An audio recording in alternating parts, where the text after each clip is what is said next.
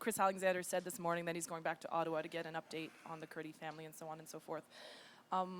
What do you think needs to be done now by the government? And also, why do you think it took a photo to mobilize all the parties when this crisis has been going on for a long time? It's the world that we live in. An image is worth 1,000 words. Sometimes there's an image that summarizes and encapsulates everything that we've been feeling. In the Vietnam War, I remember the image of that young Vietnamese girl badly burned by napalm coming at the camera. Everybody remembers that image. This morning we see a little boy getting picked up on a beach. As a dad and a grandfather, it's just unbearable that we're doing nothing. Canada has an obligation to act, and it would be too easy this morning to start assigning blame. Chris Alexander has a lot to answer for, but that's not where we are right now. We're worried about how we got here, how the collective international response has been so defective, how Canada has failed so completely. The UN has asked us to immediately take in 10,000. Let's do that.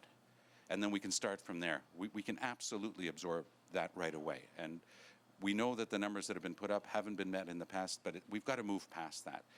How desperate do you have to be to take that risk with your kids? That desperation of the parents is what we should be asking ourselves about. Turkey's been doing an amazing job. Turkey has taken in so many refugees, and I've met the Turkish ambassador a number of times. And he's always said, look at the numbers. We've got well over 1 million already. Canada has to do more. You have to help us more. And we do have to do more. We can do a lot more. The international community has failed. Canada has failed. But I just want us to start acting now, as do all other Canadians. I don't want to, again, it's too easy to assign blame. Let's start with what the UN has already given us as a target, the 10,000. Let's get that done right away. Let's be generous. Let's be open. Let's do like we did with the boat people after the collapse of Vietnam. Let's bring our hearts to understand that we have this obligation, and let's get it done. Okay, would an NDP government pledge to update immigration regulations in the framework there? Look, the NDP MP who had been helping the family, the Kurdi family, is in the same position that we're all in today. Just think that these kids, the older brother could have been going to school next week in Canada. This is hard for everyone. It's a failure. It's a failure by the international community. It's a failure for Canada.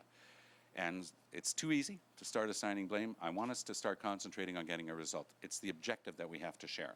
I don't think that there's a Canadian waking up this morning and seeing those images who's not saying, okay, enough. Let's just start acting now. But would an NDP government lead that change internationally? Would it be a... We want Canada to be a respected player on the world stage. And we're not that respected player under the Conservatives. Let's get there. Let's start getting it done.